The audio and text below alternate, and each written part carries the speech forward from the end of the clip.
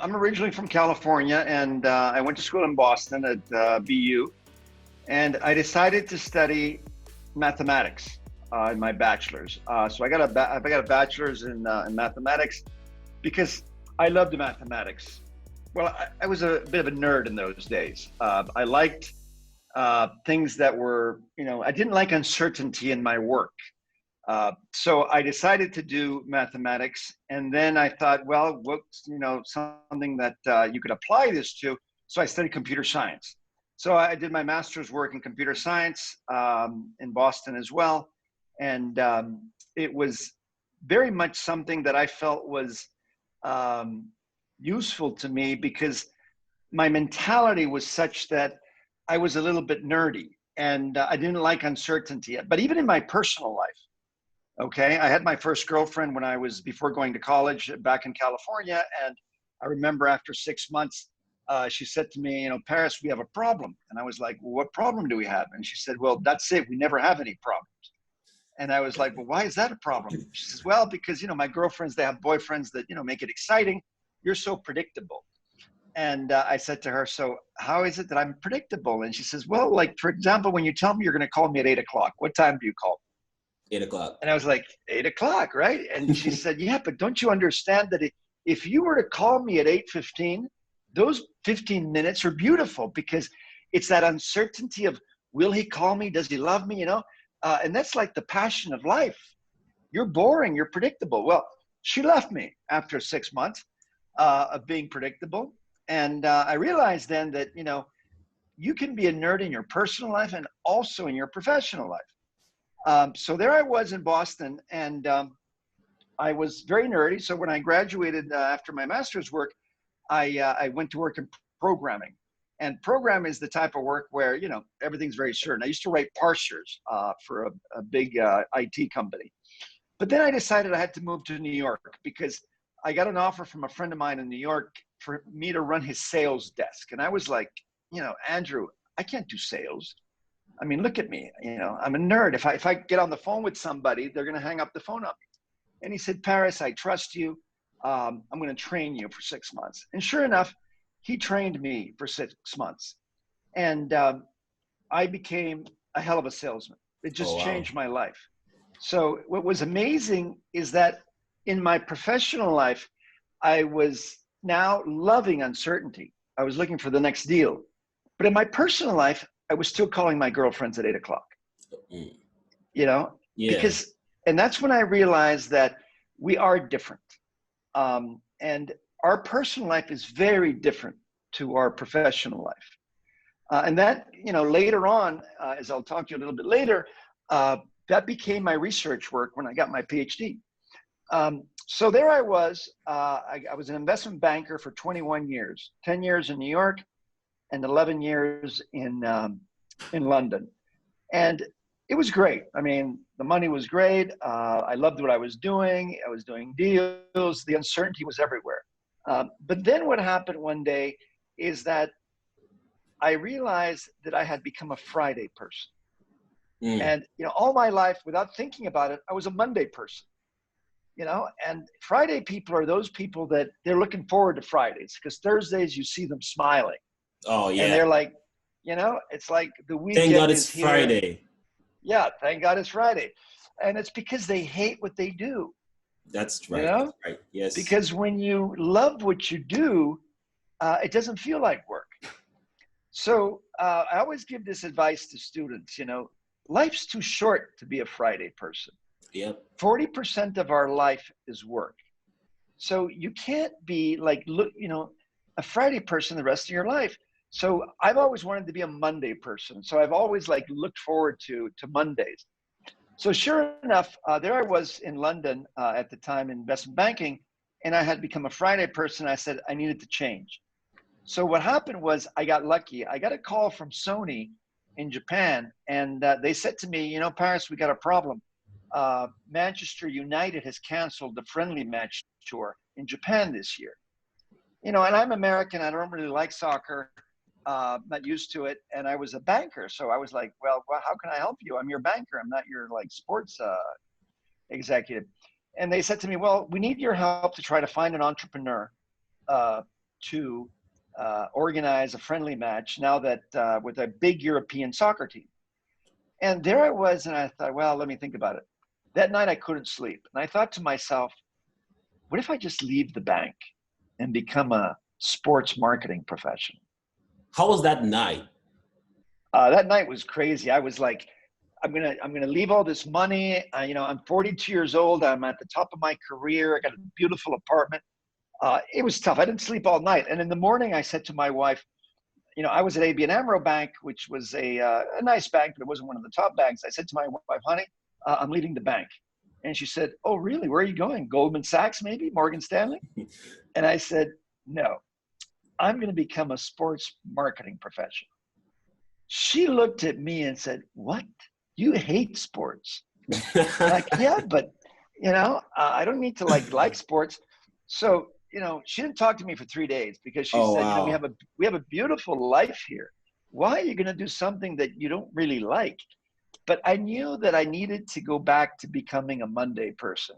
So after 3 days, she started talking to me again. I left the bank. And that summer, we took Valencia, which was the UEFA Champions winner that year, 2003, to Japan. And it was amazing. I love Valencia. It was amazing. They had never been to Japan. We did such a great job that the following year, Laporta from Barcelona called me up and said, you guys are taking us to Japan. How did you find Juan Laporta? Because I'm a huge soccer fan, and he found me. He found you. He found me because that's incredible. He said, who's organized the best friendly match tour in Japan this year? And he came to me and he said, listen, we want $2 million per game. We want you to organize 3 games in Japan. Wow. And I rented a jumbo jet. We stuck the entire Barcelona team in there, and we flew to Japan the following year, 2004. 2005, we did the same thing. In 2006, we did the same thing. So over 5 years, my little company was like the biggest promoter of European soccer. That's incredible. In Japan. From being an investment banker to being the biggest sports promoter in European soccer. Yeah. So it was a great ride. We then sold the company. Then during 8 years, I had 5 startups. 2 failed miserably. 3 did okay. Another one I did was a video game. I did the first combat first-person shooter game for Xbox. Oh, really? It was a disaster. It was a disaster. And then we did a few, I did an advertising agency, renewable energy startup, 5 startups, 2 I lost a lot of money, 3 did okay. And then I got fed up with entrepreneurship. And I said, I hate what I'm doing right now. I need something different. I'd become a Friday person again. So I decided to get my PhD. And I got my PhD on quants. I decided to study nerds. I decided to study if a nerd is a nerd in their personal life and their professional life, and if that can change. And that's really important for students because, you see, as a student, many times you're being told by your parents, your friends, you're very nerdy. And so if you're very nerdy, you got to be an engineer, or you got to be a scientist, or you got to be an auditor or something. And the reality is that that's not true. You can be a nerdy in your personal life, be all out there professionally. But, society puts us in a box. They did a survey of kids in London, 5-year-old kids, and 92% were creative. They followed the same 5-year-old kids, and at the age of 15, only 12% were creative. So what happens to us between the ages of 5 and 15? Education. It puts us in a box. Yes. We don't avoid uncertainty when we're kids.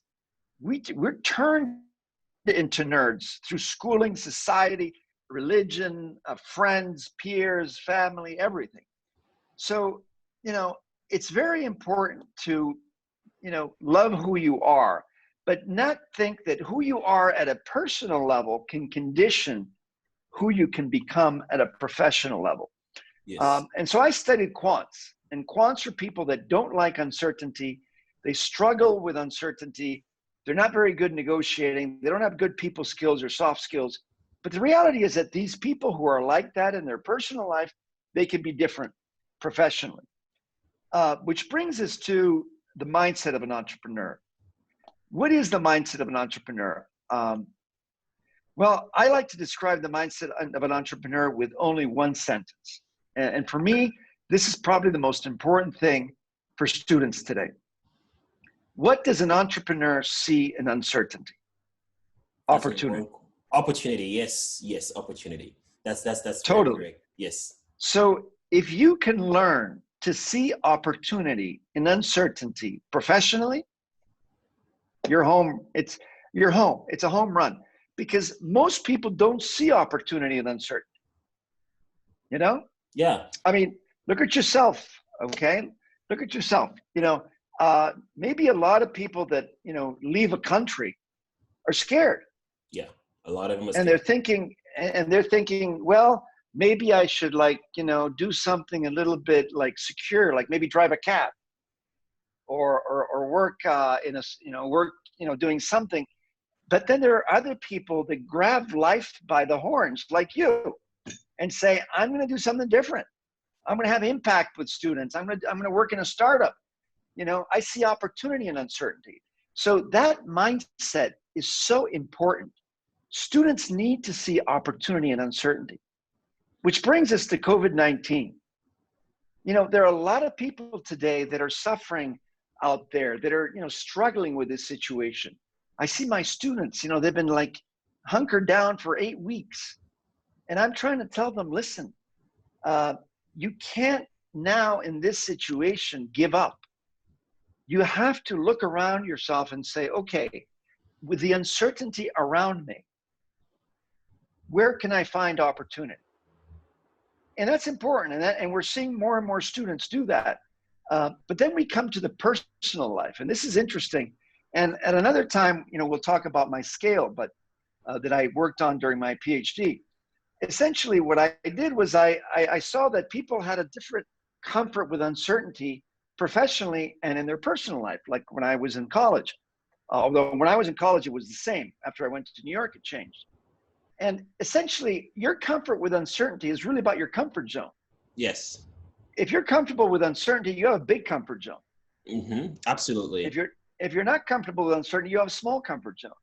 Now, the reality from our research of seven years is that 80% of the people who are, innovators, entrepreneurial mindset people who see opportunity and uncertainty, extroverts professionally in terms of the work that they do, 80% of these people are nerds in their personal life. Interesting. They like uncertainty. Totally. Huh. They like uncertainty. I mean, look at, in your case, I've met a lot of African immigrants in the United States. And a lot of them are big disruptors, and they're doing exciting things. And, they're really excelling at things that they do. But in their personal life, strong family unit. Yeah. Okay. Very traditional. That's true. And what we've seen in the research is that that's actually an advantage if you want to succeed professionally. Because at the end of the day, it gives you a what? Tell me. I was going to say, give you a stable kind of like environment personally to explore uncertainties professionally. It gives you a balance. Yeah. And, at the end of the day, we're all looking for a balance in our lives. So this is very important for students. Students need to understand that life is a balance. So it's natural that if you're a little bit nerdy in your personal life, that's a strength. Don't take that as an inhibitor, like you're an introvert. Look at Steve Jobs. Yeah. Totally introvert personally, extrovert professionally. Look at Mark Zuckerberg, Bill Gates, Richard Branson.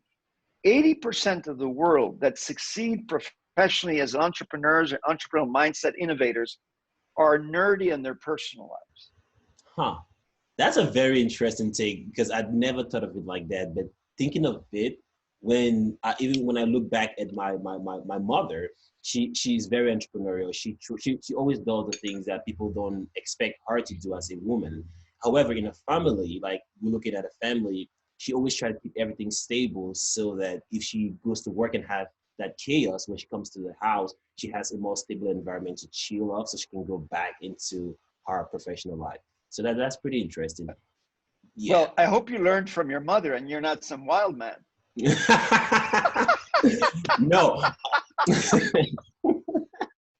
Hey, the study is true. 80% of nerds are, love uncertainty in their professional life.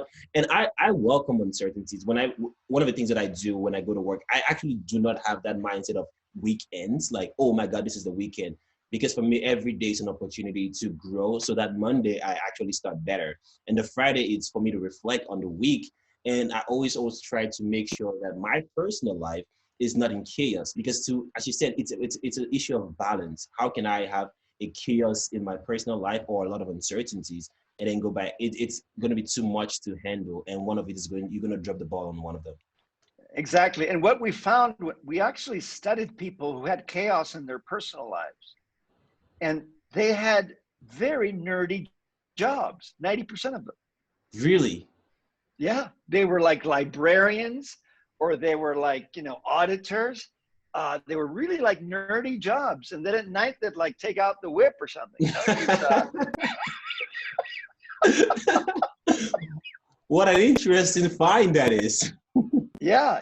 Now, what's even more interesting is that you can learn to embrace uncertainty in your professional life.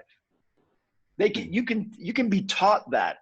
And I think programs like what you guys are doing at Upkey are perfect for that, because they take students out of their comfort zone professionally.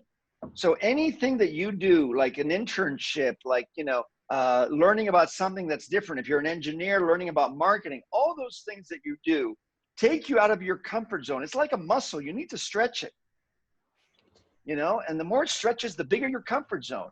So it's the reality of what we found is you can teach people to embrace more uncertainty, to become more entrepreneurial, but you can't teach people to be less nerdy in their personal life. And the reality is that you shouldn't, because if they're happy that way, why should they change? It's actually an advantage. And I know I'm probably talking to a lot of students that feel pretty nerdy right now in their personal life, especially with COVID-19. So don't take it like an inhibitor. That's a strength. That's good advice. And I listen to Neil deGrasse Tyson a lot, and one of the things he always points out is he calls it the failure of our education system. And as you were talking a little bit earlier, is it trains you to be just good at one thing and to think about just one thing. And I was thinking about myself when I was a kid. When you go play in the mud and people, that's just a form of expressing your creativity as a child. Breaking things and figuring things out. And sometimes you get scolded for those things. And as you move through the education system, your life gets narrowed into just one path. And it teaches us to not be creative. And it teaches us not to take a lot of risk. And for students right now that they're trying to navigate their way through COVID, how can a student think of, the Upkey program and thinking about, oh, I'm going to go through this 8 weeks curriculum and I'm going to be studying the things that I shouldn't be studying, quotes. Why should I be thinking about communication? Why should I be thinking about marketing or tech? I just want to be a finance guy. So how can a student shift those little pieces to start seeing the value of all those elements that will contribute to their lives? Well, I think it's a great opportunity for students, because they need to feel that they're forced out of their comfort zone, and they need to learn about new areas, especially soft skills. The companies of tomorrow, the people they're going to be hiring post COVID-19, they're looking for people that are adaptable, that can work under conditions of uncertainty, that have good communication skills. See, the reality is that the gap between mediocre students and kick-ass students is going to be bigger than ever as we get out of COVID-19. So students need to take this opportunity right now and embrace these types of programs, because it'll make them able to better differentiate themselves from other students, and it'll allow them to better embrace the new reality that we're going into, which is going to be very different. But at the same time, students need to see this as an opportunity.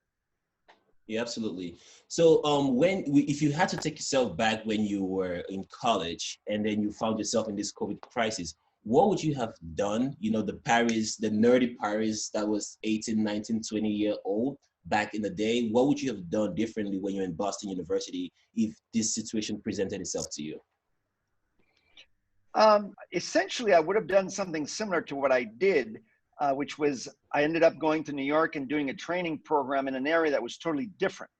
So if I was in the university at this time, I would have taken an internship in a totally disruptive sort of company.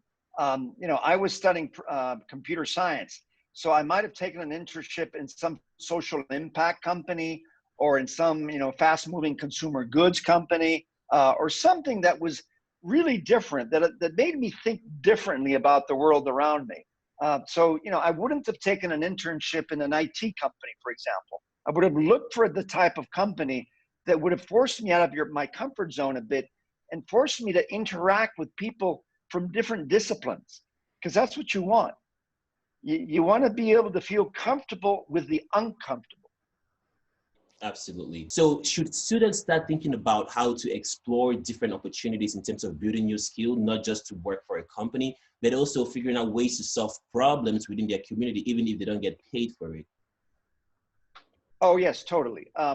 I think, one of the things that COVID-19 has done is to create a stronger community feeling amongst people. There are many ways for you to get out of your comfort zone during these times. One is to go out there and try to make money in an intern, impact in your local community that will also give you a different perspective on life and allow you to, also get out of your comfort zone. Absolutely. Thank you so much. We are going to conclude. Do you have any closing remarks? I'm sure students are going to be super excited to come, listen to you, break that barrier of uncertainties in their lives during Entrepreneurship Week. So any closing remarks? What should students know about you? What should they be expecting? And how can you, give students something to look forward to? I want you to know that I'm very excited about collaborating with Upkey and Entrepreneurship Week. And one of the things that really excites me about collaborating with you guys is that, too many people only see, negativity in this current situation that we're currently facing. And the reality is that even though the situation is really bad, there's a positive element to this. For many years, many of us have been searching for meaning in everything that we do. And how do we express that sometimes? Either by buying a fancy car or a fancy watch or looking at things that are external to who we are. And what this COVID-19 situation has done for many of us is allow us to look more deeper into ourselves and realize that, there's more to life and that the meaning that we can find is really the meaning in ourselves. And that's why I think there's a unique opportunity here for students to do things that will enrich their lives more. The reality is that we're coming out of this and we are going to be richer as a people as a result of this. Maybe not richer, monetarily, but we'll be richer in spirit and we'll be richer in soul in the sense that we'll have much more meaning in the things that we do. And we should all go out there and try to do things that have real impact on who we are as professionals. So I look forward to seeing you all online soon. Thank you so much, Professor Paris. I look forward to having you, and I'm sure it's going to be an amazing experience for the students during Entrepreneurship Week. Thank you, and talk to you soon. Thank you.